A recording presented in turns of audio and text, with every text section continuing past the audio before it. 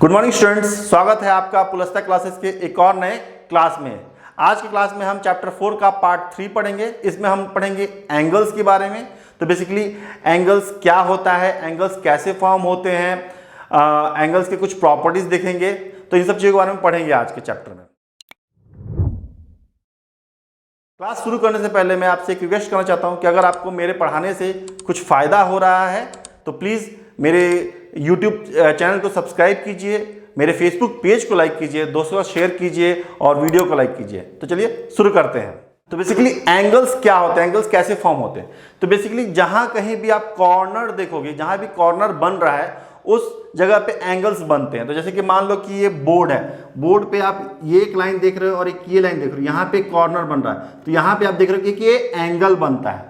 तो इस तरह से कहीं भी कॉर्नर अगर बन रहा है तो दैट मीन्स कि वहाँ एंगल बनेगा ही बनेगा। तो एंगल्स कैसे बनते हैं? एंगल्स एक्चुअली क्या होता है कि दो रेज होते हैं जो सेम पॉइंट से निकलते हैं। जैसे मान लो कि मैं एक पॉइंट ये दे रहा हूँ, इसको मैं बोलता हूँ ए, तो यहाँ से अगर दो रेज निकलते हैं, एक रेज ये है और एक रे ये है, तो इस रे को बोलता हूँ ए पी और इसको बोलता हूँ ए क्यू। तो इसके बीच का जो ये एरिया बना, ये कॉर्नर बना और ये जो एरिया बना, इसको हम लोग बोलते हैं एंगल। तो एंगल शो करने के लिए कभी भी हम उन दो पॉइंट के बीच, पॉइंट से जो रेज निकले हैं उन दोनों को हम लिख के कर्व से कनेक्ट करते हैं, तो ये शो करता है कि यहाँ पे एक एंगल बना हुआ है। अब ये जो एंगल बना है, ये जो पॉइंट है जहां पे एंगल बना है उसको हम लोग बोलते हैं वर्टेक्स। तो वर्टेक्स हो गया हमारा ए, और जो रेज होते हैं उनको बोलते हैं साइड्स और आर्म्स। तो बेसिकली एंगल के साइड्स कौन कौन से हो गए? साइड हो गया एक ए पी और एक हो गया ए क्यू। तो एंगल्स को नेम करने के लिए हम सिंपली कह सकते हैं कि angle is made at vertex ए।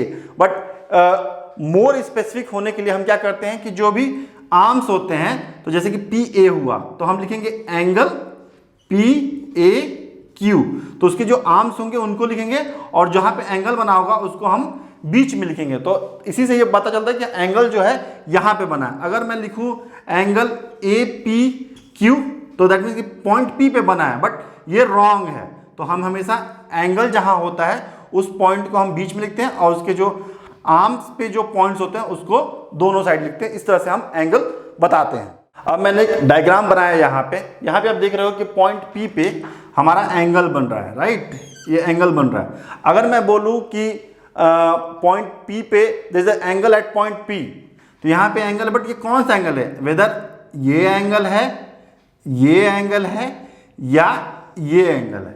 तो हम अगर कोई बोलेगा तो आप पता नहीं कर सकते कि एक्चुअली में किस एंगल की बारे में बात कर रहे हैं। तो इसीलिए हमें स्पेसिफिक करने के लिए अगर हम बोले कि हमारा एंगल बन रहा है angle A P B, that means कि ये वाले एंगल की बात कर रहे हैं, क्योंकि ये एक आर्म है, एक ये आर्म है और जो मीट कर रहा है पॉइंट पी पे, राइट?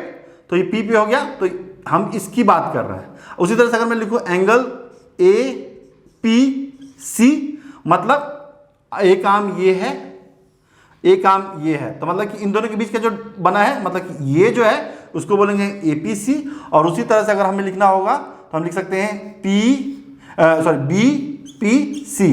तो मतलब कि हम एक आर्म ये है और एक आर्म ये, इन दोनों के बीच का बात कर रहे हैं, तो ये एंगल है। तो इस तरह से हम आप देख पा रहे हो कि एंगल जब हम लिखते हैं तो कितना इंपॉर्टेंट होता है एंगल को बताने के लिए। हम सीधे सिंपली नहीं लिख सकते कि एंगल मेड एट पी, हमें उनके आर्म्स के साथ बताना पड़ता है कि वो एंगल क्या है। तो कभी भी आप देखिए तो ऐसे एंगल का एक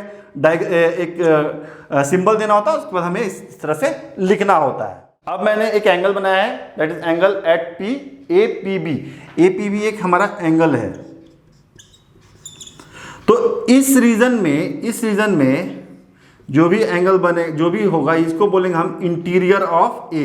और ये जितना ही एक्सटेंड होगा उतना ये होगा, ये आगे भी जाएगा। तो ये सारे हमारे इसके ये एंगल के पार्ट हैं। तो इस पोर्शन को बोलेंगे हम इंटीरियर। तो जैसे मान लो कि मैं एक यहाँ पे पॉइंट देता हूँ, पॉइंट एम, तो एम जो पॉइंट है ये है interior of angle A P B. उस तरह अगर मैं पॉइंट दे रहा हूँ एन, तो एन जो है वो एक्सटीरियर होगा कि इसके रीजन में नहीं है, तो ये हो गया आपका एक्सटीरियर।